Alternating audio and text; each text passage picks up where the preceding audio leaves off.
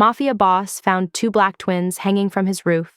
What happened next is a ruthless king of the city cuts down two sisters before dawn. He brings them inside, locks the doors, puts a tracker on one wrist. He says, "No one touches what's mine." But this is no random attack. The roof was a trap. A sniper waits. An insider leaks his patrols. The sisters know something from the docks. Sealed crates, a name no one should say. One sister would trade herself to save the other. The boss will burn the city to get her back.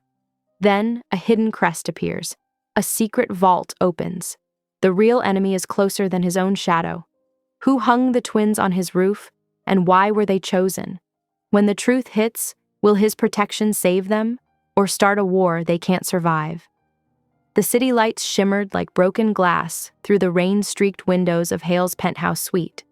At 3 a.m., the harbor district was a maze of shadows and reflections, but nothing escaped his notice. Not tonight. Not after finding two women strung up on his roof like warnings. Inside the panic room, Nyla huddled next to her sister Kira on a sleek leather couch. The medic's gentle hands probed Kira's ribs, drawing winces and sharp breaths.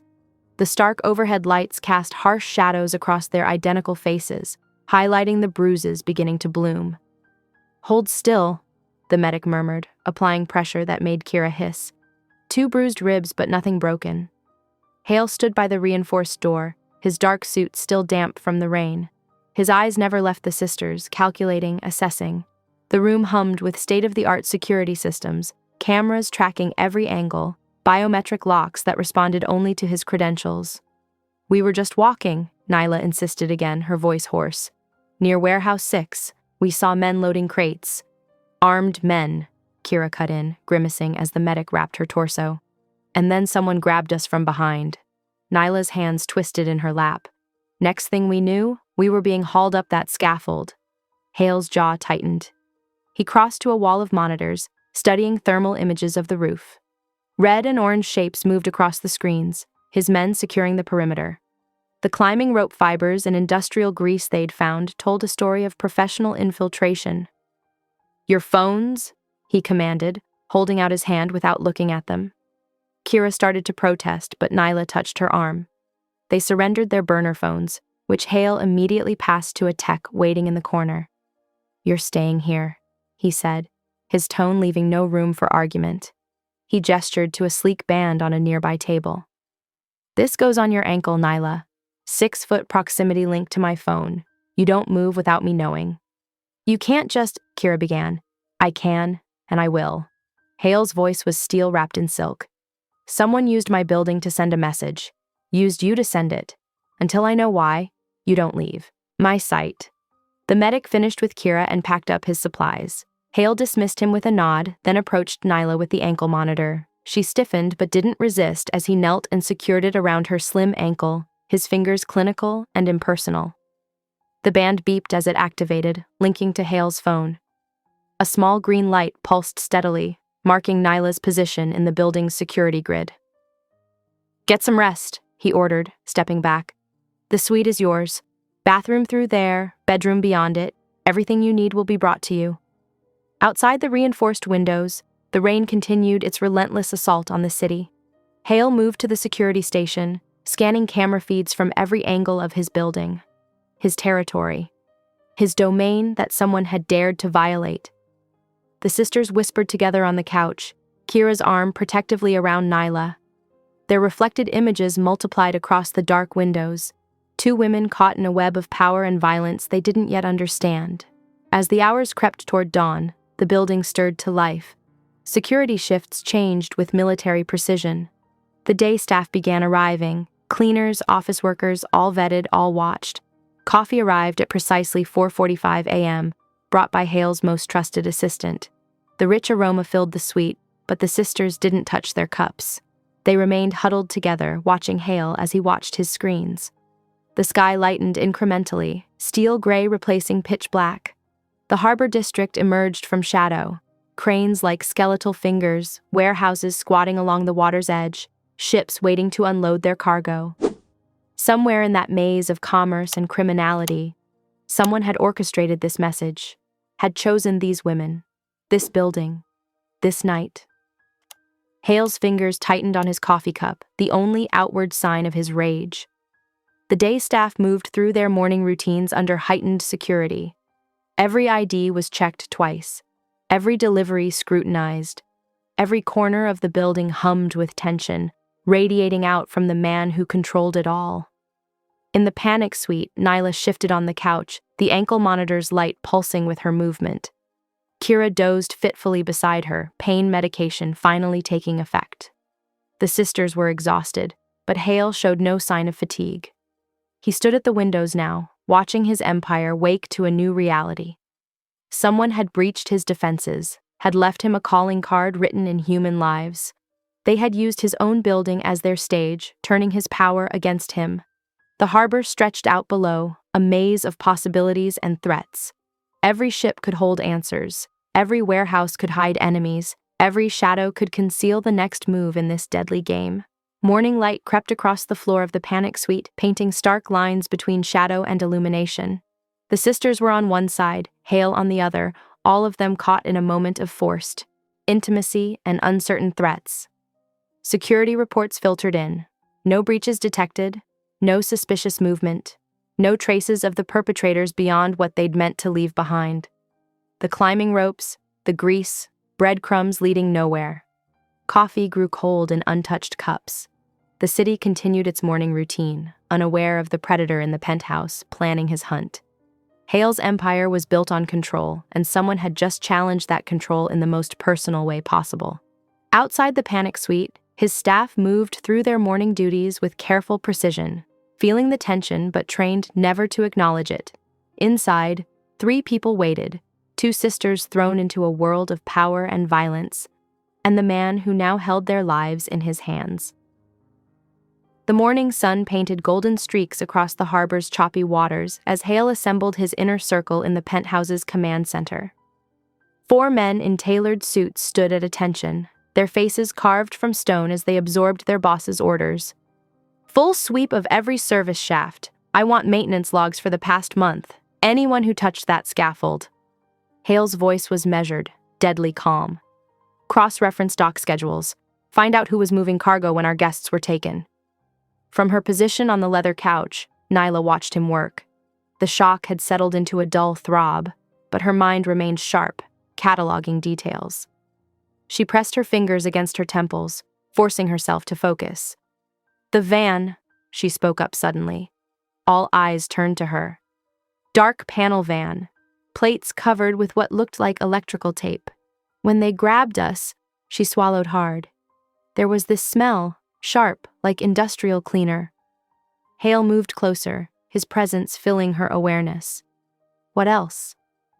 They talked about floats by noon, like they were on a schedule. Her voice steadied as she recalled more details. 3 men, maybe 4. 1 had a limp. We're not your prisoners to interrogate, Kira cut in, her voice sharp with fear masked as anger. She stood, swaying slightly. You can't keep us here. Actually, I can. Hale's tone remained conversational, but ice crept in. Walk out that door, and whoever strung you up will finish what they started. You're alive because I found you first. So we're supposed to trust you? Kira challenged. Trust that I protect what's mine.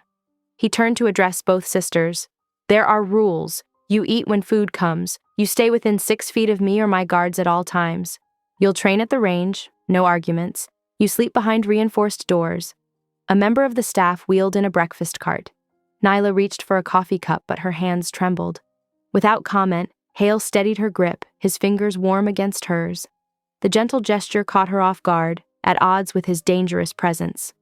The service shaft access points are being swept now, sir, one of his men reported.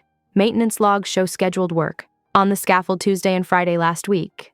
Names, Hale demanded. 3-man crew from Build-Right Contractors, regular vendor, 5 years history. Pull their files, traffic cam footage for their vehicles, full background refresh on every employee. Nyla sipped her coffee, watching Hale control his domain with quiet authority. He moved with predatory grace, each action precise and purposeful. The ankle monitor felt heavy, a constant reminder of her captivity, or protection, depending on perspective. The morning light strengthened, reflecting off chrome and glass. Hale's security team moved through the penthouse with practiced efficiency, checking sightlines, testing communications, securing perimeters. The dock schedules? Another man stepped forward. 3 cargo vessels were active during the estimated time window: the Golden Star, Meridian Dawn, and Baltic Trader. Manifests? Coming in now, sir. Kira paced near the windows, her reflection fragmenting across the glass panels. This is insane. We need to go to the police. The police can't protect you, Hale stated flatly. Not from this, not from them. And you can? She challenged. His smile didn't reach his eyes. I own this city's shadows. Nothing moves without my knowledge. No one touches what's mine without consequences. The possessive claim sent a shiver down Nyla's spine. She watched him stalk the perimeter of the room, checking angles, sightlines, potential vulnerabilities. His movements were those of a predator in his territory, alert to any threat. The breakfast cart offered pastries, fruit, and protein-rich options. Nyla forced herself to eat, knowing she needed strength. Beside her, Kira picked at a croissant, her expression stormy. Sir, a guard appeared with a tablet. Build Right's crew lead called in sick Tuesday. Replacement worker sent from their temp pool. Hale's expression hardened. Name? Processing now. No direct hits on facial recognition from site cameras. The morning crawled forward, marked by security updates and quiet tension. Nyla found herself studying Hale when he wasn't looking. The controlled power in his movements, the way others responded to his presence, the occasional glimpses of unexpected gentleness that complicated her fear. He caught her watching once and held her gaze, something unreadable passing through his eyes before he turned away. The ankle monitor pulsed steadily, marking her position in his elaborate web of control.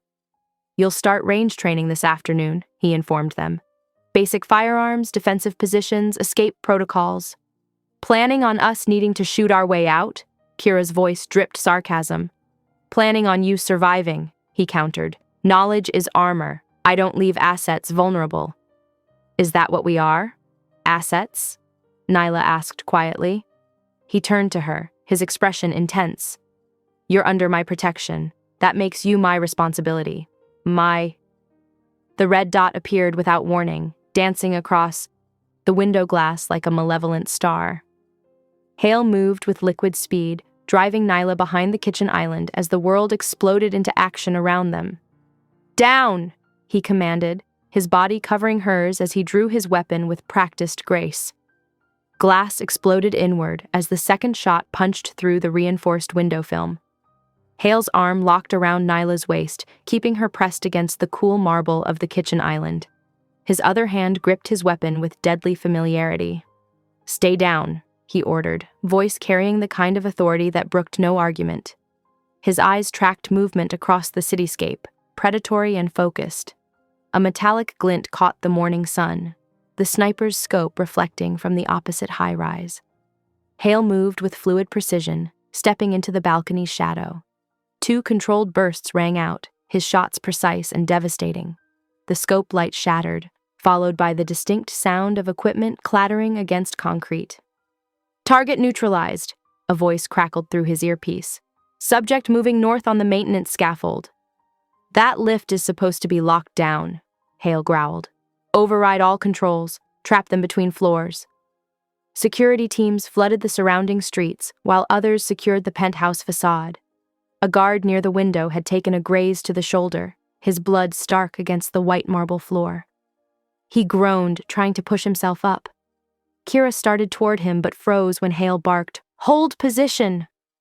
"He needs help," she protested. "Medical's incoming. Your movement makes you a target." Nyla's pulse thundered in her ears.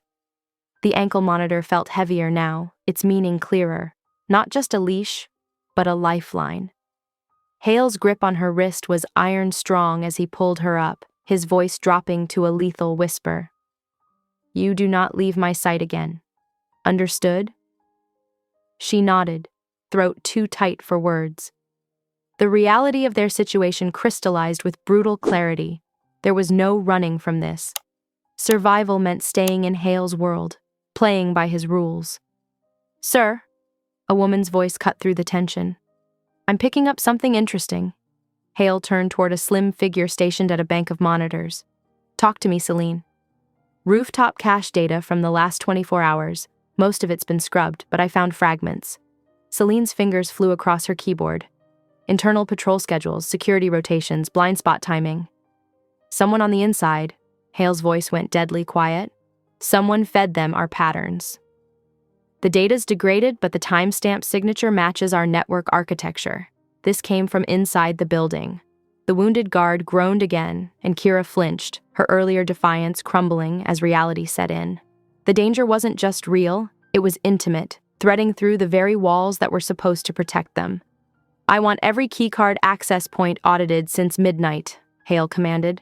Staff, movements, delivery protocols, maintenance passes, silent sweep, no one knows we're looking. Already running comparison algorithms, Celine responded, her screens reflecting in her glasses, cross-referencing against normal pattern deviations. Medical personnel arrived to tend to the injured guard, while tactical teams secured the perimeter.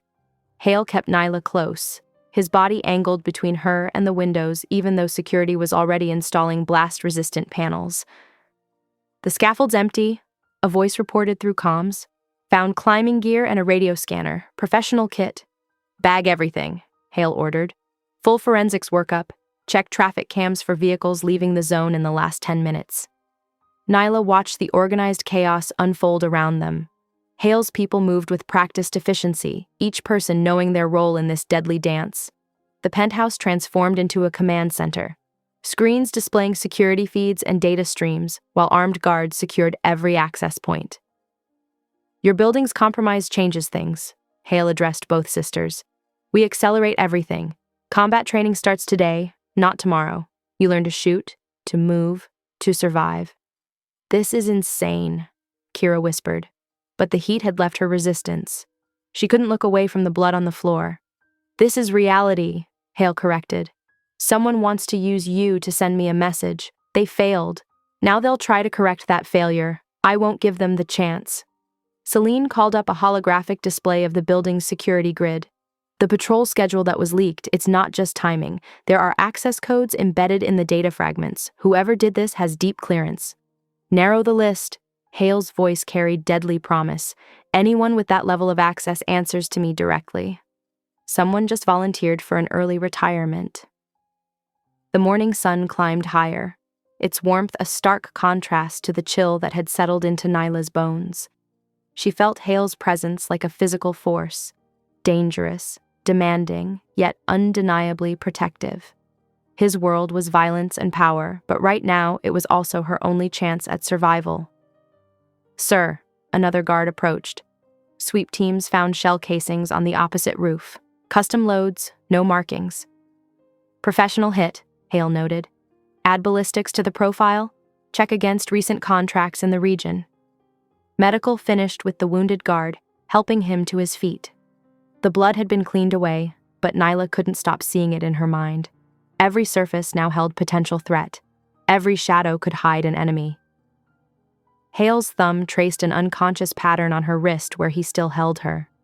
The gentle motion contradicted his lethal focus as he coordinated his people's movements with abbreviated commands. His other hand never strayed far from his weapon. The next few hours will tell us who to hunt, he said, voice pitched for her ears alone. Stay close. Stay alert. This is your world now, too. Learn to move in it. The ankle monitor hummed against her skin, a constant reminder of her new reality. No way out except through. No safety except what Hale's dangerous protection could provide. Nyla drew a steadying breath, watching Celine's screens fill with data streams and security protocols. This was the moment everything changed, when fear became resolve, when survival meant adaptation. Hale's world had claimed her, for better or worse. Now she had to learn to navigate its shadows. In the converted gallery, targets lined the pristine walls like macabre artwork. Late afternoon light slanted through reinforced windows, casting long shadows across the polished floor. Hale stood behind Nyla, adjusting her stance with careful precision. Feet shoulder-width apart, he instructed, his voice low and steady. Root yourself. The ground is your foundation. Nyla fought the tremor in her hands, hating how much she needed his guidance while craving the control it promised. The weapon felt foreign and familiar all at once, a threat and a lifeline. "Breathe in," Hale continued, his chest barely brushing her back. "Hold, then squeeze on the exhale." From her position against the far wall, Kira watched with crossed arms and sharp eyes. "How many guards rotate through each shift?" she asked, not even trying to mask her surveillance. "Enough," Hale answered without turning. His attention remained focused on Nyla's form as he adjusted her elbow with surprising gentleness. Again. This time, follow through. The shot cracked through the space. Nyla's bullet hole appeared closer to center than before. A small victory, but her hands were steady now. "Better," Hale approved, ignoring the way his shoulder twinged where flying glass had caught him earlier. To his men positioned discreetly around the room, he barked, "Rotate positions, standard protocol." They moved with military precision, a choreographed dance of tactical positions and sightlines. Kira tracked each movement, each timing gap. "And the service elevators?" she pressed. "How often do they run maintenance checks?" "You're not getting out," Hale stated flatly. "Stop looking for weaknesses you won't live to exploit." Nyla fired again, the recoil more controlled this time. "She's trying to protect us," she said quietly. "It's what she does." "I'm trying to keep us alive," Kira corrected, "since we're apparently prisoners here." "Your assets," Hale responded, his tone cooling several degrees. "Valuable ones. The difference between prisoner and protected depends entirely on your cooperation." The training session continued as afternoon bled toward evening. Nyla's grouping tightened with each magazine, her confidence growing in small increments. Hale remained a study in contradictions, issuing clipped commands to his security team while displaying infinite patience with her progress. Later, over a late lunch of grilled salmon and roasted vegetables in his private dining room, Hale probed deeper into their situation. "Tell me about your mother's warehouse work." Nyla exchanged a look with Kira before answering. "She managed inventory records for the bonded warehouse on Pier 17, worked there for almost 15 years. Until Benedict Marino started pressuring her about fictional debts," Kira added bitterly. "Claimed she'd been skimming inventory for years, demanded repayment." Hale's expression didn't change, but something dangerous flickered in his eyes at the name. "Benedict Marino," he repeated neutrally. "Go on." "When she couldn't pay, he started showing up at our apartment," Nyla continued, "suggesting ways we could work off the debt. Mom took extra shifts, borrowed money, but it was never enough." "The stress killed her," Kira said flatly. "Heart attack at 48. Benedict showed up at the funeral, said the debt transferred to us, kept pushing for us to entertain his business associates to clear the books. We refused," Nyla added. "Changed apartments, changed jobs, but he always found us eventually, until now." Hale absorbed this information in silence, his fork moving with precise efficiency. Though his face revealed nothing, his jaw tightened fractionally. As twilight approached, the building's lighting shifted to night protocols. Security teams changed rotation, sensors recalibrated, and enhanced monitoring systems activated with quiet efficiency. "Time to return to the suite," Hale announced, standing. "Tomorrow we'll work on defensive holds and close-quarter techniques." The walk back was silent except for their footsteps and the soft hum of electronics. Hale moved with predatory grace, constantly scanning their surroundings despite being in his own secured territory. The sisters' suite occupied the southwest corner of the penthouse level, protected by reinforced walls and biometric locks. Nyla felt the weight of the day in her muscles, the recoil of the weapon, the tension of maintaining proper form, the mental strain of absorbing so much information. Yet underneath the exhaustion lay something else, a whisper of emerging strength, of potential power. "Your guards will maintain standard perimeter positions," Hale explained as they reached the suite's entrance. "The panic room is through the master bathroom if needed. Remember your extraction protocols." "All this protection," Kira observed. "Yet someone still breached your security this morning." "A mistake they won't survive to repeat," Hale promised, his tone carrying absolute certainty. He paused, looking at Neela. You did well today. Rest. Tomorrow will be harder. The suite's door whispered open on hydraulic hinges, revealing the elegant interior with its subtle armoring and hidden security measures. As they stepped inside, Hale's earpiece crackled with routine check-ins from his security teams. The sisters moved into their new sanctuary, this beautiful cage that represented both prison and protection. Outside, the city lights began to twinkle against the darkening sky, while inside, cameras tracked every movement and sensors monitored every breath. Hale observed them for a moment longer, his expression unreadable. Despite his rigid control and deadly capability, there was something else there, a complexity that defied simple categorization. Then he stepped back, allowing the door to seal shut with a soft click of multiple locks engaging. Celine burst through the door, tablet extended, her normally composed features tight with urgency. You need to see this, now.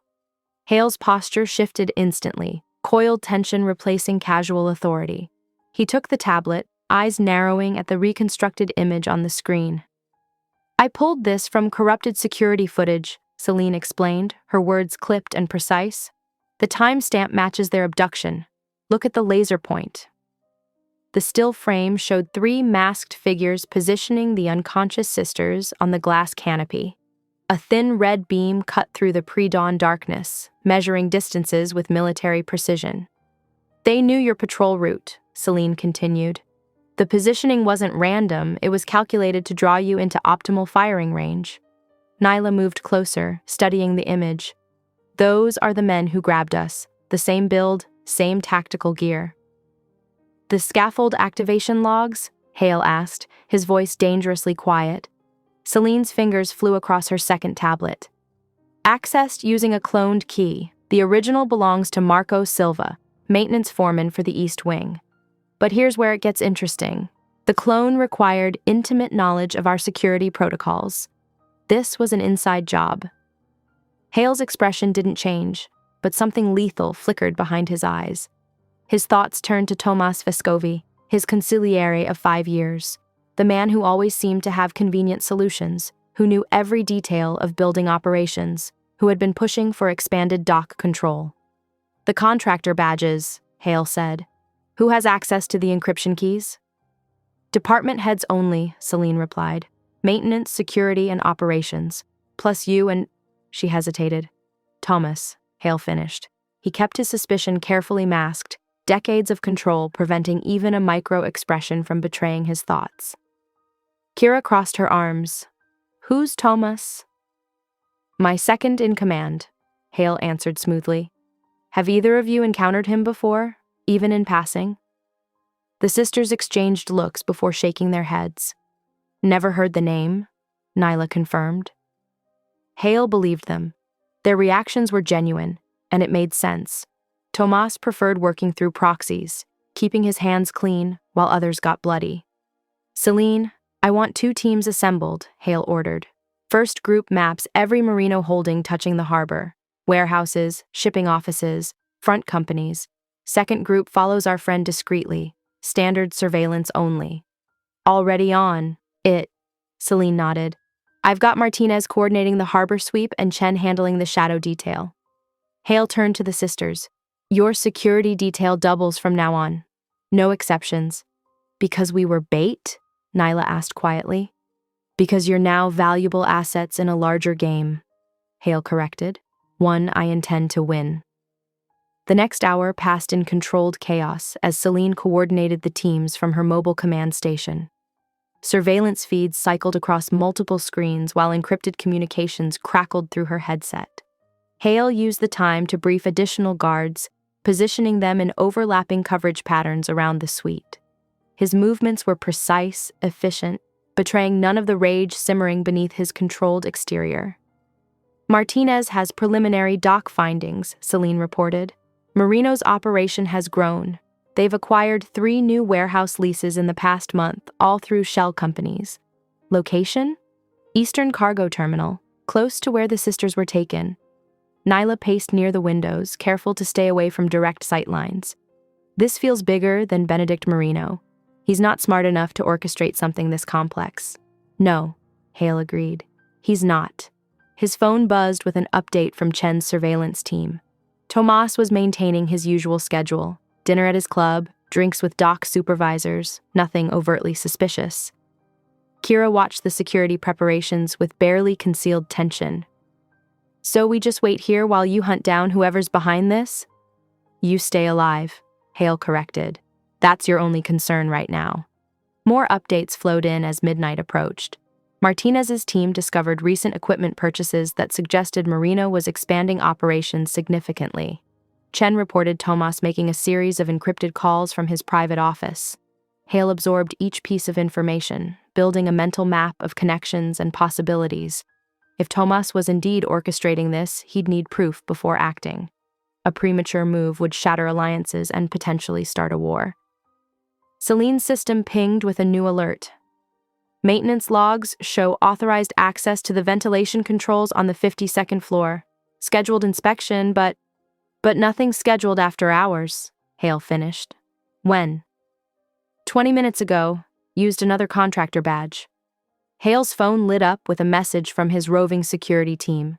They'd spotted someone in maintenance coveralls entering the mechanical room, but the worker's ID had checked out in the system. Chen? Celine spoke into her headset. Where's our subject now? Still at the club? Came the reply. Going on 3 hours at the bar. The perfect alibi, Hale thought, while a proxy did the dirty work. A harsh electronic tone cut through the tension. Fire alarms blared 2 floors below, and the ventilation system shuddered to life. Dark smoke began pouring from the air vents. Chemical scanner reading. Positive for CS gas, Celine reported sharply. They're trying to flush us out. Hale moved with lethal grace, grabbing a go bag from behind his desk. Celine, initiate lockdown protocol Delta. Jam all frequencies except our encrypted channel. He turned to the sisters. Time to move. Now. Smoke was already seeping under the door as Hale led them to a concealed panel in the wall. It slid open to reveal a reinforced service corridor, emergency lights casting everything in red shadows. Secondary safe room, he explained, ushering them inside. 6 floors down, other side of the building. Move fast, stay close. The panel sealed behind them as alarms continued to wail. Through the walls, they could hear the building's fire suppression systems activating, adding to the chaos. Hale took point, weapon drawn, leading them into the maze of secure passages that honeycombed his fortress. The game had shifted from defense to survival, and he intended to keep his precious assets alive while he hunted down the traitor in his midst. The acrid smoke crept under doorways as sprinklers activated with a metallic hiss. Through the chaos of blaring alarms and cascading water, Hale's trained ear caught the distinctive pop of gunfire echoing from the lobby. The sound was wrong, too precise, too knowing of the building's acoustics. It's a diversion, he growled, gesturing to 2 of his men. Hold this position. No one passes. His voice carried the weight of absolute authority despite the din. Hale moved with lethal grace through the emergency stairwell, each step calculated. The intruders wore Merino's colors, cheap leather jackets with red piping, but their movements betrayed professional training. They took positions covering the lobby's blind spots only someone intimate with the building's security would know. A burst of gunfire shattered the imported marble columns. Hale responded with brutal efficiency, his shots finding targets with surgical precision. 2 down before they registered his presence. A third managed to squeeze off a round that went wide, catching one of Hale's guards in the shoulder. Nyla refused to cower in the corner as the firefight intensified. She watched the wounded guard slump against the wall, his weapon sliding across the floor. Without hesitation, she crawled forward, keeping low as Hale had drilled into her during their training session. Her hands found the gun, checking the magazine and chamber exactly as he'd taught her. "Stay down!" she yelled to the guard, dragging him behind a fallen section of decorative panel. The weight of the gun felt familiar now, almost natural. Beside her, Kira was already at work, her movements precise as she pulled supplies from a wall-mounted medical kit. She tore open packages of gauze and pressure bandages with practiced ease, working to stem the guard's bleeding. "You know what you're doing," Nyla observed, covering her sister while maintaining sightlines to the main entrance. "Mom made sure we both did," Kira replied tersely, applying pressure. "Never knew when we'd need it." More gunfire erupted from the east wing, followed by the distinctive sound of Hale's modified weapon. 3 more bodies hit the floor in rapid succession. The remaining attackers retreated toward the service entrance, but Hale's security team had sealed all exits. Police sirens wailed in the distance, growing closer. Hale's voice cut through the chaos. "Clear the building floor by floor. I want confirmation there are no stragglers." The all-clear came 15 minutes later. 7 dead intruders lay scattered across the lobby, their blood mixing with sprinkler water on the imported stone. Hale moved among them with predatory calm, checking faces, weapons, looking for tells that might reveal their true employer. Nyla watched him work, seeing 2 versions of the man overlap. Here was the ruthless commander who'd ended lives without hesitation or remorse. Yet she'd also felt his careful touch adjusting her stance at the range, seen the flash of concern when the first shots rang out. He was becoming something else to her, dangerous still, but controlled, protective, anchored to a purpose beyond violence. "They knew the layout," Hale said, crouching to examine a fallen attacker's tactical gear. "Knew where the cameras had blind spots, knew the response protocols." His voice was cold, analytical. Kira finished bandaging the wounded guard as medical teams arrived. "Marino's men aren't this well trained," she said. "This was professional." "Yes." Hale's single word carried weight. He stood, his suit somehow immaculate despite the chaos, and surveyed the carnage with clinical detachment. "Clean this up," he ordered as his security team began coordinating with the arriving police. The sprinklers finally ceased, leaving an eerie quiet broken only by the splash of footsteps through pooled water.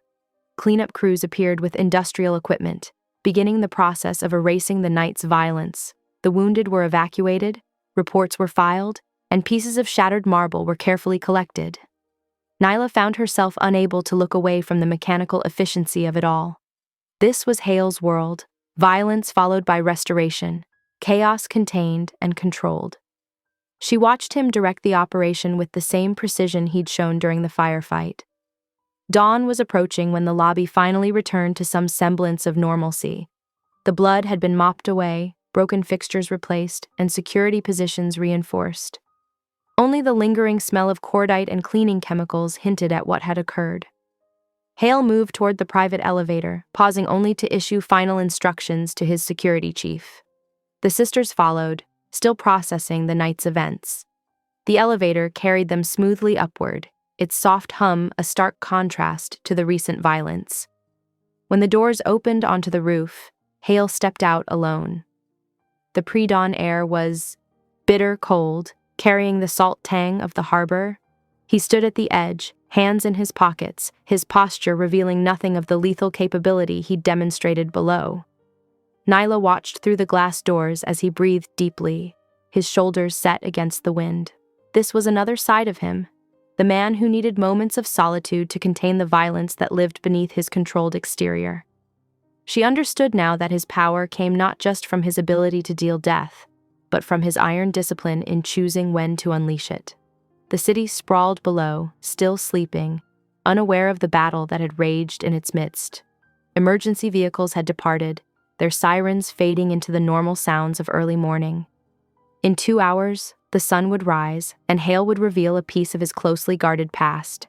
But for now, he stood alone against the cold, a sentinel overlooking his domain, while behind reinforced glass, Nyla realized she was seeing past his carefully constructed walls to the complex man beneath. Morning light painted the harbor in shades of amber as Hale led the sisters into his private office. The space reflected his nature, modern, minimal, controlled. Floor-to-ceiling windows offered a sweeping view of the water, while dark wood and leather spoke of old money and power. He poured coffee with precise movements, the rich aroma filling the air. His shoulders carried tension from the night's violence, but his hands remained steady. Nyla noticed how he positioned himself between them and the door. Protective or possessive, she wasn't sure anymore. 5 years ago, he began, voice low and measured. I was engaged to be married. The words fell like stones into still water. Her name was Sophia. Nyla wrapped her hands around the warm coffee cup, watching his face. Even now he kept his expression neutral, but something flickered in his eyes, an old pain, carefully contained. A rival family wanted information about my operations. They thought she'd be the weak link. His jaw tightened. They were wrong. The harbor light caught the angles of his face as he continued. They held her for 3 days. She never broke. When they realized she wouldn't talk. He left the sentence unfinished, but his meaning was clear. I'm sorry, Nyla said softly, meaning it despite everything. Hale's laugh was bitter. I learned then that love is a liability in this world. It gives your enemies a target. He turned to face the window. I cauterized that part of myself, sealed it off, until now. The last 2 words hung in the air between them. Nyla felt their weight, understood what they cost him to admit. Our mother left us a message too, she said, drawing his attention back. The night before she died, she was scared but determined. Nyla closed her eyes, remembering. Don't sign anything with Marino. You don't owe what he says you owe. Hale's expression sharpened. Those exact words? Yes, we didn't understand then. Mom handled inventory for the bonded warehouse. She was good with numbers, detailed. But in those last months, she was terrified of making mistakes. Because mistakes could be manufactured, Hale said, his mind working. Celine? The hacker appeared in the doorway, tablet in hand. Boss? I need you to pull registry archives. Look for doctored liens connected to the bonded warehouse. Focus on debt instruments, especially ones tied to inventory discrepancies. Celine nodded, already typing. Timeline? Last 3 years, cross-reference against known Marino holdings. On it, she disappeared as silently as she'd arrived. Kira, who'd been quiet until now, pushed away from the wall she'd been leaning against. This is all very interesting, but it doesn't solve our immediate problem. We're still trapped here while Marino's men get bolder. Kira, Nyla started, but her sister cut her off. No, listen. Maybe we should just talk to him. Turn ourselves over, negotiate. Men who hang women from rooftops don't negotiate, Hale interrupted, his voice carrying an edge of steel. They demonstrate power, control. They want submission, not discussion. And what do you want? Kira challenged. We're just as trapped by you as we would be by them. The difference, Hale said quietly, is that I want you alive. The words seemed to drain the fight from Kira. She sank into a chair, running her hands through her hair. This isn't sustainable. We can't live like this forever. No, Hale agreed. We can't. Which is why we're going to find what your mother discovered and use it to end Marino permanently. Nyla studied him, seeing the tactician emerge. You think he's been running this scheme on others? I think your mother was careful enough to spot irregularities in the books. I think she threatened Marino's operation by asking the wrong questions. And I think he's been using forged debt to control people for years. The morning wore on as Celine fed them preliminary data. Patterns emerged. Small businesses, dock workers, warehouse staff, all suddenly in debt to shell companies that traced back to Marino's organization. Each debt came with impossible terms. Each victim faced escalating threats. Kira grew more agitated as the evidence mounted. Nyla saw her sister's hands shaking, saw the desperate calculation in her eyes. When Kira excused herself to use the restroom, Nyla almost followed. But Hale's phone buzzed with an incoming report, and the moment passed. Your mother was brave, Hale said softly, looking at another file. She documented everything, even knowing what it might cost her. She taught us to stand up to bullies, Nyla replied, even when we were scared. Hale's expression softened fractionally. She raised daughters just as brave as she was. The harbor light had shifted to full morning gold, the water below sparkling like scattered coins. Nyla felt the weight of the last few days, the fear, the violence, the growing complexity of her feelings. For Hale, he was nothing like she'd imagined a crime lord would be, yet exactly what she should have expected. Dangerous and gentle, brutal and protective, a man of precise control and barely contained violence. They worked through more files until noon approached. Celine had uncovered dozens of similar cases, building a pattern of systematic exploitation. Each piece of evidence was another nail in Marino's coffin, but Nyla couldn't shake a growing sense of unease. She glanced at the empty chair where Kira had been sitting, remembering her sister's desperate eyes. Kira had always been the protector, the one who'd sacrifice anything to keep Nyla safe. A cold feeling settled in her stomach as she realized how long her sister had been gone. Hale was focused on his phone, scrolling through another report. The proximity alarm that kept Nyla within 6 feet of him beeped steadily, but there was no corresponding signal from Kira's tracker. In the staff hallway, unnoticed by the guards, Kira pulled out a burner phone she'd discovered days earlier and began to dial Marino's number.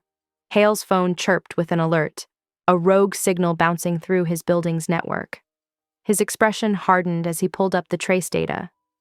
"Someone planted a signal booster in the East Wing linen closet," he said, already moving.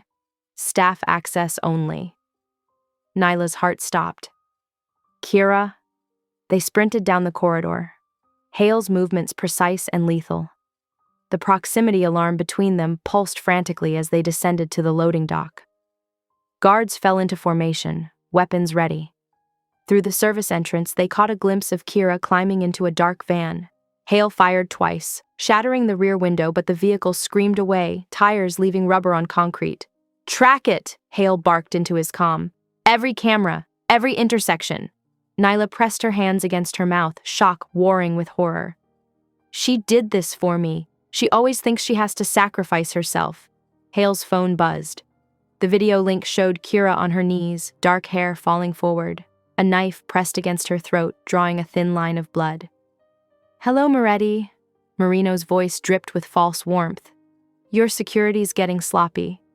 But then, you always did have a weakness for pretty women." "Touch her again and I'll peel your skin off in strips," Hale said, his tone conversational. "Bold words from a man who's about to give me his shipping routes. I want the offshore lanes, all of them. You have until midnight." The video cut off. Nyla swayed, her face white. "This is my fault. I should have seen what she was planning." "Focus," Hale ordered. "We need clear heads." "Let me go to him," Nyla pleaded, lunging for the elevator. "I'll trade myself." Hale's palm slammed against the control panel, locking it down. His other hand caught her wrist, grip like iron. "No one takes what's mine. Not Marino, not your sister's martyr complex, not your guilt. I reclaim what belongs to me." The possessive heat in his voice made her shiver. "Then what's the play?" "War," he said simply. He activated his comm. "Celine, I need a decoy route file. Make it look good enough to pass initial inspection. Marco, get me current satellite thermals of every warehouse in Marino's territory. Diego, prep the assault team." The building hummed with controlled violence as men armed up and tactical gear was distributed. Hale moved through it all like a blade, issuing orders, checking weapons, coordinating intel. "Boss," Celine called from her station. "Thermal imaging shows activity at Warehouse 17. Power consumption spiked an hour ago." "Load the blueprints," Hale ordered. "I want entry points, blind spots, and guard rotations." Nyla watched the organized chaos, feeling helpless. "What can I do?" Hale paused in checking his vest. "Stay where I can see you. No heroics, no sacrifice plays. Your sister made her choice. Now we deal with the consequences." "I won't just hide while she's in danger." His expression softened fractionally. "No, you won't. That's why you're coming with us. Where I can protect you." He handed her a tactical headset, showing her how to adjust the fit. "Channel 3 is our private line. Channel 1 is Team Comm. You stay silent unless it's life or death." The sun was setting over the harbor as the assault team gathered in the underground garage. Armored SUVs idled, their engines a low growl in the concrete space. Hale checked Nyla's vest himself, his hands efficient but gentle as he tightened straps. "Remember your training," he said quietly. "Stay behind me. Watch the angles I showed you. And if I tell you to move, move." She nodded, throat tight. "Kira's all I have left." "Not anymore." His thumb brushed her pulse point. "You have me now, and I protect what's mine." The garage filled with controlled movement as teams loaded into vehicles.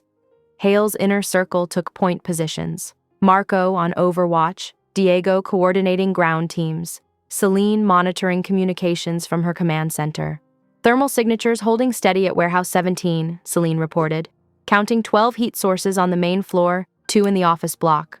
Marino will have more hidden, Hale said. He knows I'm coming. Good, Nyla said fiercely. Let him know exactly what's coming for him. A ghost of a smile touched Hale's mouth. Bloodthirsty little thing, aren't you? He hurt my sister. Yes. Hale's voice went cold. And now he dies for it. The last equipment checks finished as darkness fell.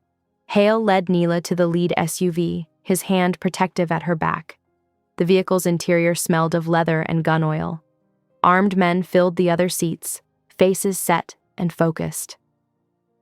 Through the windshield, Nyla watched the garage door rise. Beyond it, the harbor district sprawled under a rising moon, warehouses casting long shadows across empty streets. Somewhere in that maze of buildings, her sister waited. Somewhere in those shadows, Marino plotted. Hale's hand found hers in the darkness, his grip anchoring. Ready? She met his eyes, seeing the predator there, the man who'd cut down her enemies without mercy, who'd kill to keep her safe, who'd burn the world to protect what he claimed as his. Ready. The convoy rolled out into the moonlit night, carrying them toward war. The convoy halted in shadows 3 blocks from Warehouse 17. Hale's voice came low through the comms. Celine. Status. Ready to loop external feeds on your mark. Internal cameras are already compromised. Nyla pressed her headset closer, heart thundering. The warehouse loomed ahead, its metal walls gleaming dully under security floods. Armed figures patrolled the perimeter, their movements precise. Wait, she whispered, memory striking. The night they took us, I heard something about a cold room near the tide gate. Hale's attention snapped to her. Exact words. One of them said, "Get the gear to the cold room before the tide gate opens." They were checking watches. Storage facility with temperature control, Marco confirmed. Southeast corner, backing onto the water access. Hale's hand brushed Nyla's knee. Acknowledgement and warning to stay put. He signaled his strike team, and they melted into the maze of shipping containers, moving like smoke between patches of light. Through her thermal feed, Nyla watched yellow-orange figures converge on 2 sentries. Quick, efficient takedowns, no shots fired. The bodies were dragged into shadow as Celine reported, "Loops active, you're dark." The team breached a side entrance, tools working silently on the heavy locks. Nyla tracked their progress through her tablet, calling positions in whispers.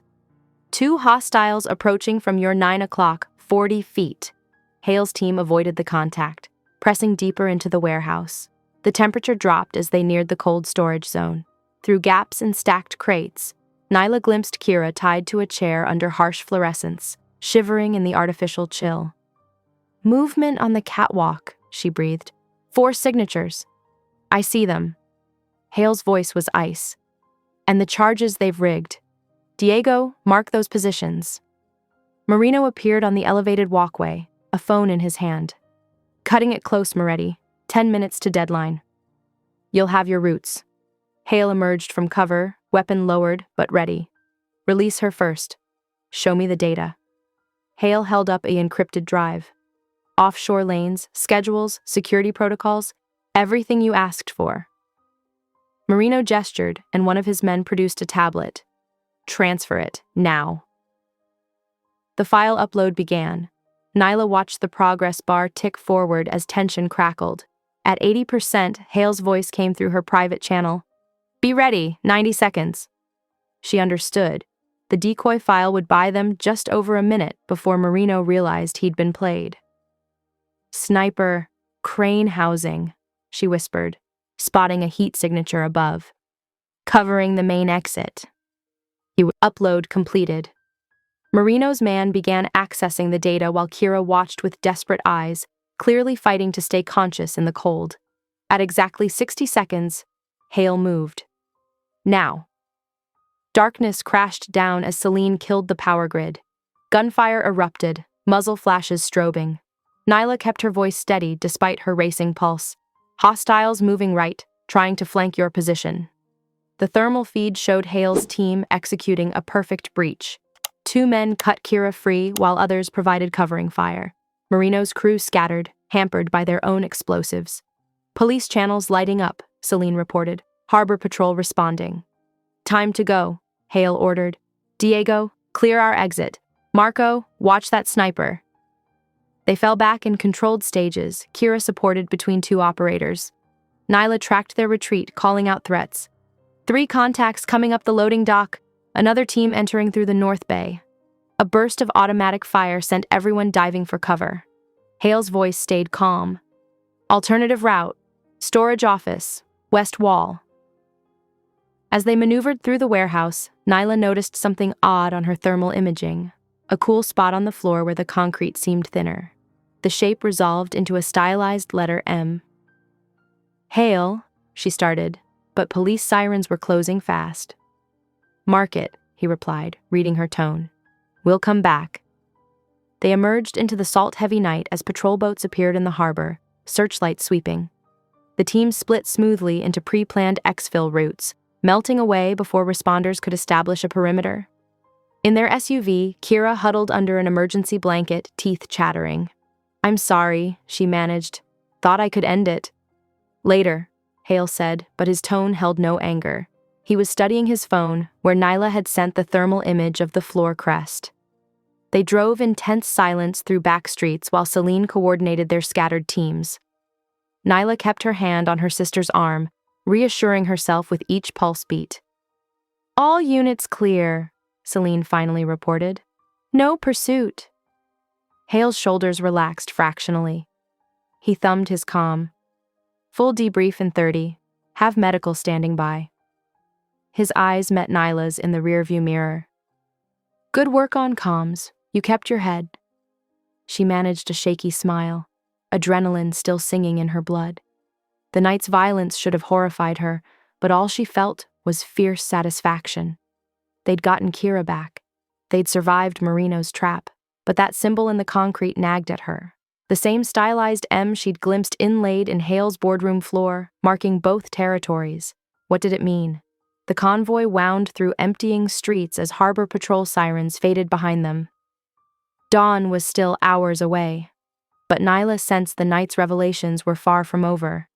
She caught Hale studying that thermal image again, his expression unreadable. Whatever secrets that crest held, whatever connection existed, between Marino's warehouse and Hale's empire, they'd uncover it together. For now, she let herself feel only relief.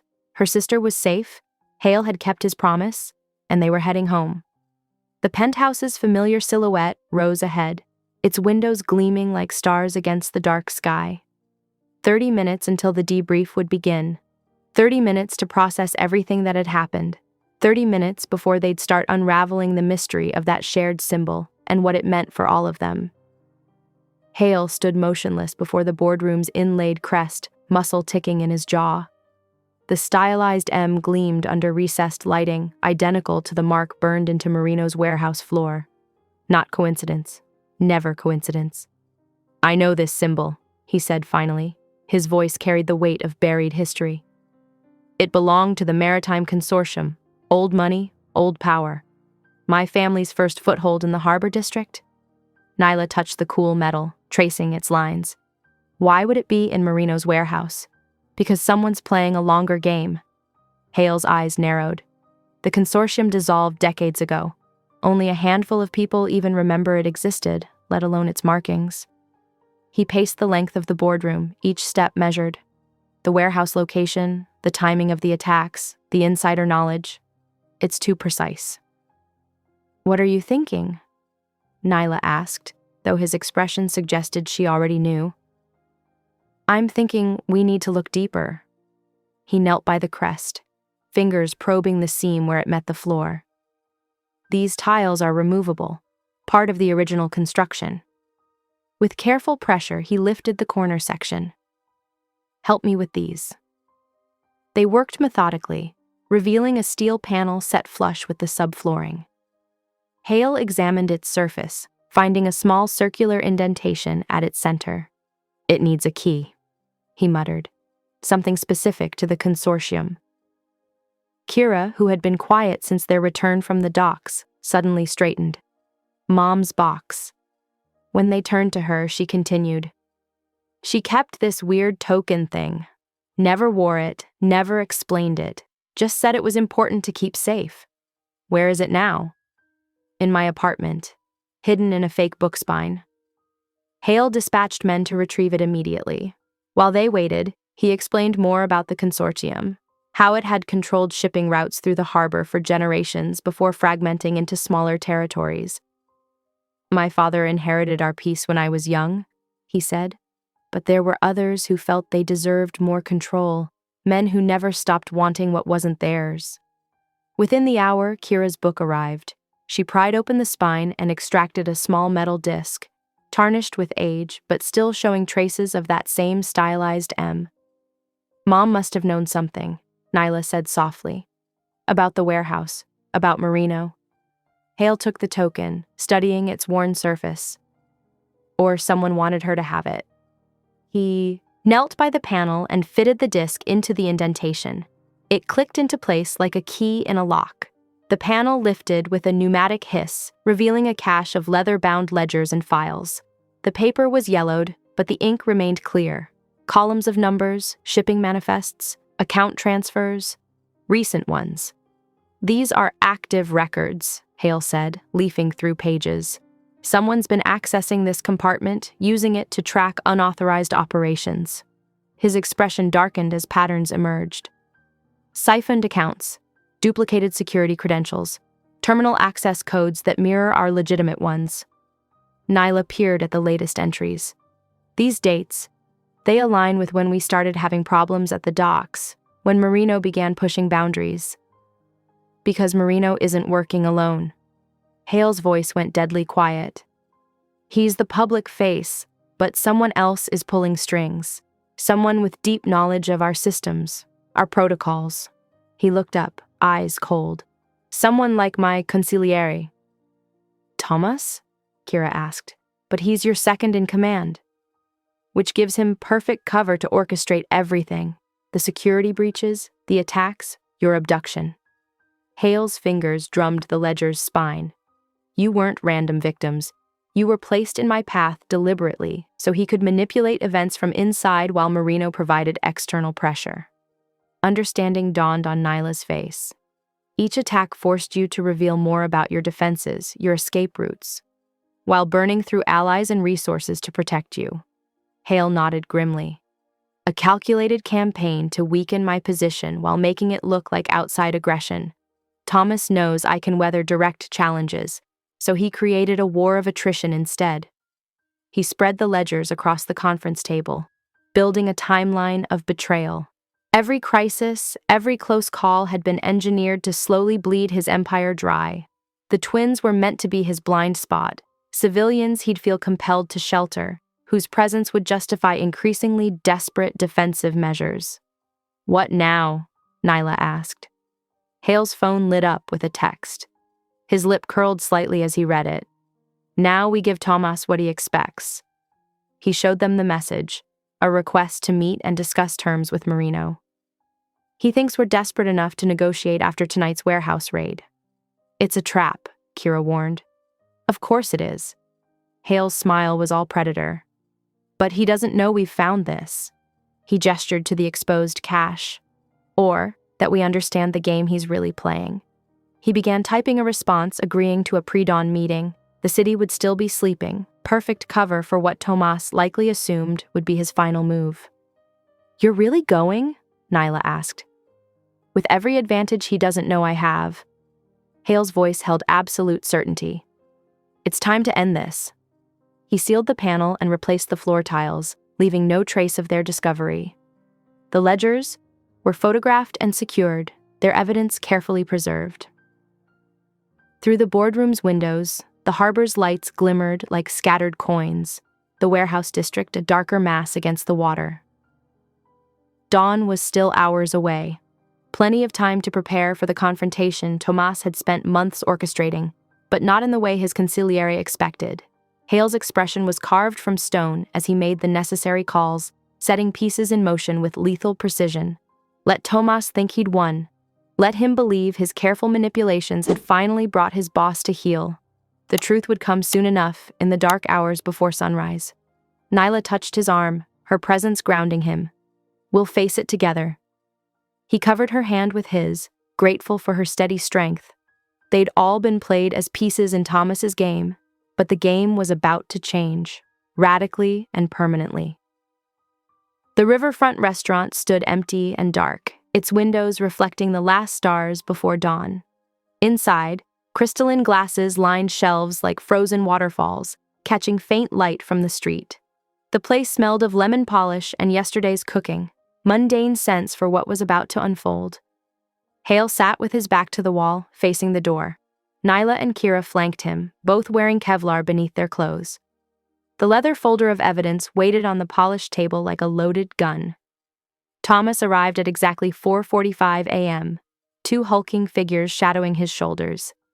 His designer suit was perfectly pressed, his smile practiced and pleasant. He moved with the easy confidence of a man who thought he held all the cards. "Quite the dramatic hour for a meeting," he said, sliding into the booth. His guards remained standing, hands conspicuously near their jackets. "But given recent events, I understand the need for discretion. You always did appreciate theatrics." Hale's voice was winter cold. He pushed the folder forward. "Though perhaps not these particular scenes." Thomas flipped it open. His smile flickered as he saw the first surveillance still, himself passing something to one of Marino's men. The next page showed account transfers, timestamps matching security breaches. Then came the ledgers, their damning columns of numbers telling a story of methodical betrayal. "What's this supposed to be?" Tomas asked, but his throat worked convulsively. "The truth." Hale played the first audio clip on his phone. Tomas's voice discussing scaffold access codes. Another, coordinating the twins' abduction. "You've been very busy, old friend." The smug mask cracked. Tomas's hand twitched toward his coat. "I wouldn't," Hale said softly. Red dots appeared on his guards' chests. Up on the mezzanine, shadows shifted. Hale's team had both angles covered. "You don't understand," Thomas said, showing his palms. "The family's methods are outdated. We needed to weaken us from within, to use innocent women as pawns." Nyla's voice crackled with controlled fury. "How many people died for your updated methods?" Thomas's eyes narrowed. "You're letting emotion cloud your judgment, bringing them here. They've made you vulnerable." "No," Hale said. "They helped me see clearly. Every attack, every crisis, orchestrated to force defensive moves that exposed our operations, using Marino as your puppet while you played concerned advisor." His lip curled. "Did you really think I wouldn't recognize that shipping consortium crest? My father's mark?" "Your father was weak," Tomas snarled, mask fully slipping. "He let sentiment rule him, just like you're doing now. The Empire needs pragmatic leadership, not—" The first shot came from his right-hand guard, but Hale was already moving. He shoved the twins behind an overturned table as gunfire shattered glasses and splintered wood. Return fire blazed from the mezzanine, dropping one guard instantly. Thomas bolted for the kitchen. His remaining man provided covering fire until a shot from above caught him in the throat. Blood sprayed across white tablecloths. Hale pursued Thomas through steam-filled stainless steel corridors, weapon ready. A bullet grazed his shoulder, spinning him into a rack of pots. The crash covered Thomas's footsteps, but Hale knew where he'd run, toward the river exit, where a boat would be waiting. He caught up at the loading dock. Thomas whirled, gun raised, but Hale was faster. 2 shots, center mass. His former consigliere stumbled backward, eyes wide with disbelief. "The Empire," Thomas gasped. What it needs," Hale said, "is loyalty." The final shot was clean, precise. He switched on his phone's camera, blood seeping through his jacket as he recorded, "To all capos and crew chiefs. Tonight we eliminated a cancer in our ranks. Tomas Vescovi betrayed our family, orchestrated attacks on our people, and died for his treachery. The evidence of his crimes will reach you shortly. Let his fate stand as both warning and promise. We protect our own and we punish those who break faith." When he returned inside, Nyla immediately pressed a bar towel to his shoulder. Her hands were steady, her eyes fierce with concern. "Celine's standing by," Kira reported, phone ready. "One word, and Tomas's accounts transfer to yours. his entire network rendered obsolete. Hale nodded. Do it. To his team, he added, sanitize the scene. I want no traces leading back to us.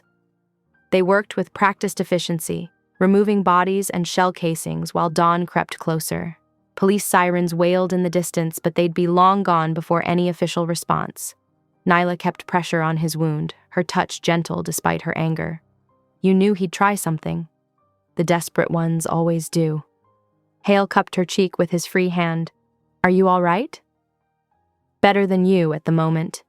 She managed a wan smile. That needs proper medical attention. Already arranged, Kira said, ending her call with Celine. Safe clinic, 20 minutes away. They're prepped and waiting. Through the restaurant's windows, the river was turning from black to gray. First light would soon break across the water, washing away the night's violence.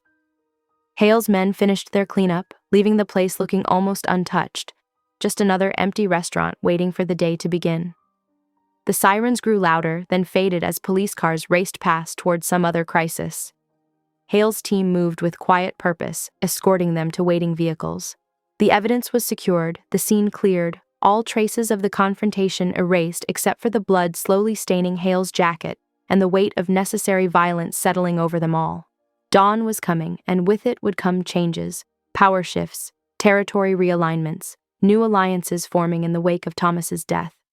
But those were concerns for later. Right now, Hale had a wound that needed stitching and a family that needed protecting. The rest would fall into place as it always did, through strength, through loyalty, through the absolute certainty that no betrayal went unpunished. They slipped away into the lightening morning, leaving death and deception behind them.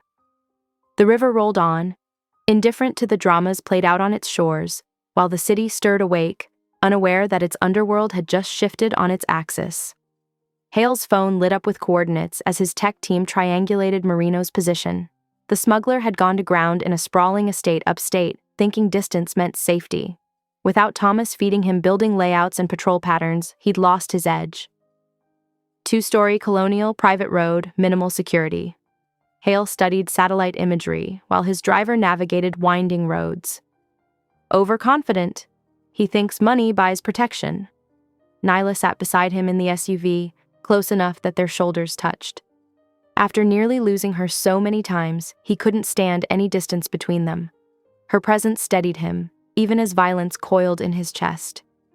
Your sister's debt dies tonight, he told her quietly, along with anyone who threatened what's mine. She met his gaze without flinching. Good. The convoy split at the property line, 2 teams circling wide while Hale's group took the front.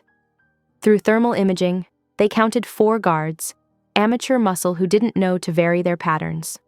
Stay close, he murmured to Nyla, eyes open, voice quiet.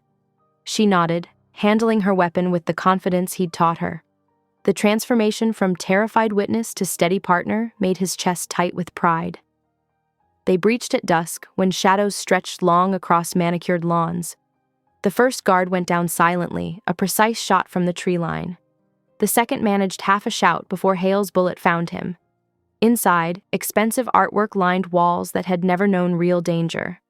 Hale's men moved like smoke through marble halls, neutralizing threats with practiced efficiency.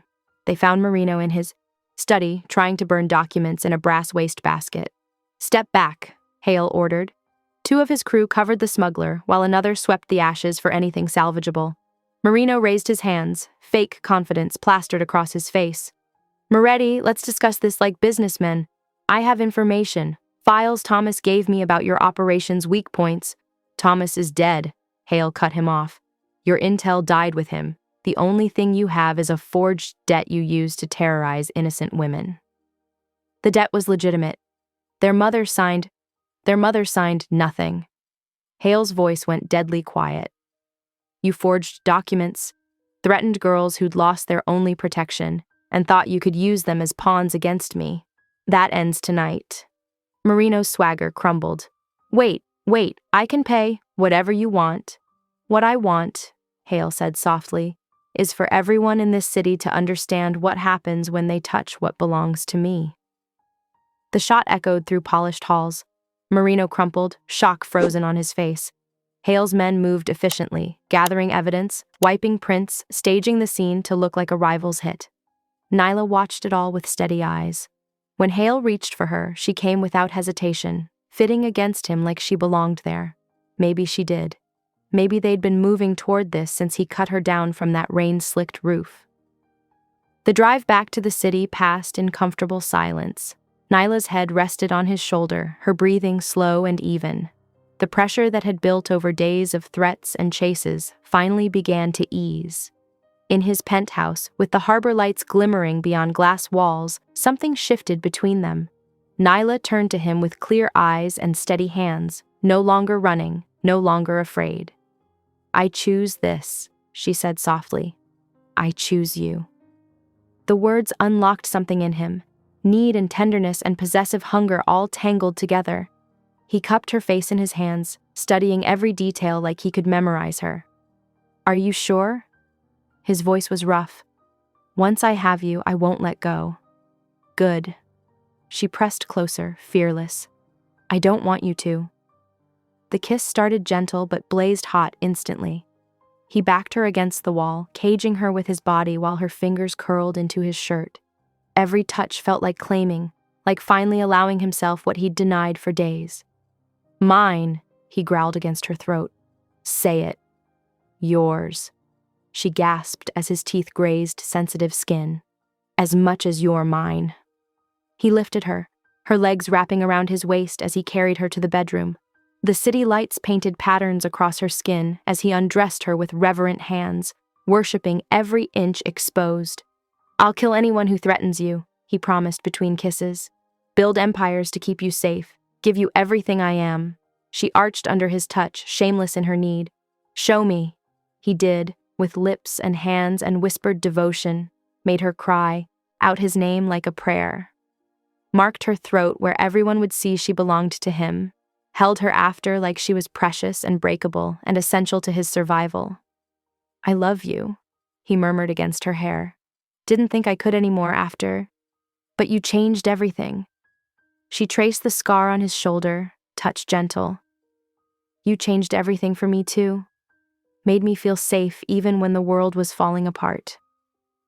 They lay tangled in silk sheets, the window cracked to let in the salt-tinged harbor breeze.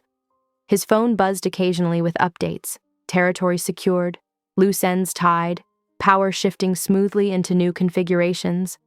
But those were concerns for tomorrow. Tonight was for this. Nyla's steady heartbeat against his chest, her soft breathing mixing with the distant sound of waves. Tonight was for holding what he'd claimed and being claimed in return. Tomorrow would bring practical matters of rebuilding, of solidifying alliances and marking new boundaries. But here now, with the woman he loved finally safe in his arms, Hale felt something like peace settle over him. The harbor wind whispered through the room, carrying away the last echoes of violence and fear. In their place remained only this: two people who'd found each other in darkness and chosen to build something bright.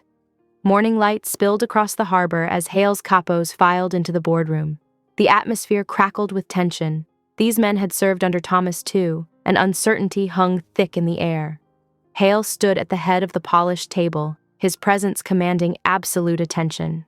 "Gentlemen, the betrayal has been dealt with. Now, we rebuild." He laid out the new structure with surgical precision. Those who'd stayed loyal would be rewarded. Those who'd played both sides had one chance to declare allegiance or disappear. The room shifted as alliances crystallized and old power dynamics crumbled. "The docks will be reformed," Hale continued. "No more using civilian pressure points, no more forged debts. We have legitimate enterprises that need attention." He gestured to Kira, who stood straight-backed by the window. "Ms. Kira Rhodes will oversee our art shipping division. She has experience identifying weak points and a particular talent for not being intimidated." Kira's laugh held an edge of disbelief, but her eyes were bright with possibility. "From hostage to department head. That's quite a promotion." "You've proven your competence," Hale said simply. "The division needs someone who can't be bought or bullied." Several capos nodded approval. They'd seen her steel under pressure, her quick thinking during the firefight. She'd earned respect the hard way.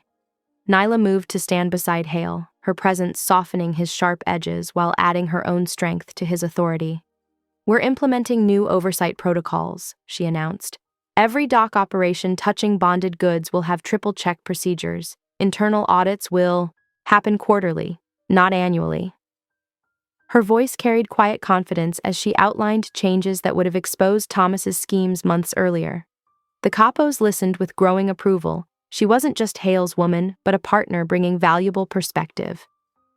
"These changes are non-negotiable," Hale added, his hand settling possessively on Nyla's lower back. "The Empire's future requires evolution. Those who adapt will prosper. Those who resist—" His smile showed teeth. "Won't."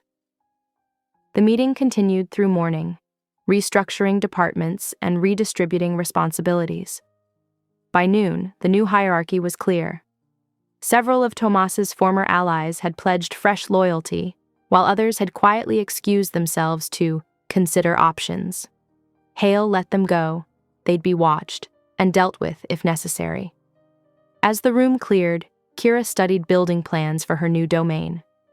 "I never thought I'd be grateful for getting kidnapped," she mused. "But this I can work with."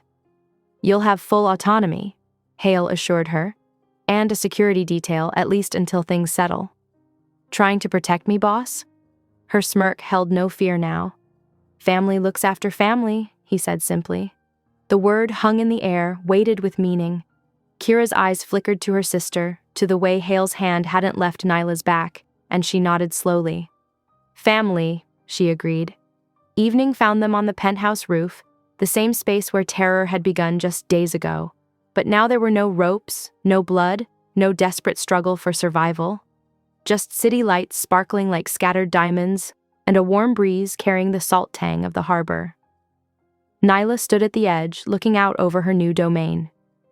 Hale approached silently, wrapping his arms around her waist and pulling her back against his chest. "Having second thoughts?" he murmured against her hair. She turned in his embrace, meeting his gaze steadily. "Not a single one." His hand shook slightly as he withdrew the ring, platinum and sapphire, elegant but strong like her. "Then marry me." His voice was rough with emotion. "Be my partner in everything.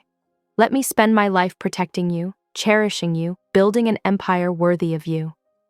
Tears sparkled in Nyla's eyes as she held out her hand. "Yes," she whispered. "Always yes." The ring slid home like it had been made for her finger. Hale pressed his forehead to hers, breathing words that were more vow than sentence. "I love you, forever, no matter what comes." From her perch on the parapet, Kira slow-clapped. "Very romantic. Should I arrange for doves to be released?" "Shut up," Nyla laughed, but she was glowing with happiness. Hale's phone buzzed. Routine updates about shipments and schedules, ordinary business that felt extraordinary simply because it wasn't crisis and bloodshed. He scanned them briefly before tucking the device away. Work could wait. The city stretched below them, lights twinkling in the gathering dusk. Ships moved through the harbor like slow dancing shadows. Here, in this moment, the violence and fear of recent days felt distant, replaced by something stronger: family, future, possibility. Kira pushed off from the parapet, stretching. "Well, if we're done with the romantic rooftop declarations, I'm starving. Dinner?" "I'll have something brought up," Hale said. "The terrace should be perfect tonight." They made their way down, leaving behind the place where their story began. Tomorrow would bring breakfast in sunshine, meetings about legitimate business, and the steady work of building something lasting. But tonight was for family, for celebrating not just survival, but triumph, for marking the moment when terror transformed into trust and uncertainty bloomed into love. The terrace lights winked on automatically as they settled around the table. Below, the city hummed with life. Above, stars began to peek through the darkening sky. And here, in this space between earth and heaven, three people who'd been strangers days ago shared knowing looks and quiet laughter, bound together by choice and circumstance into something unshakable.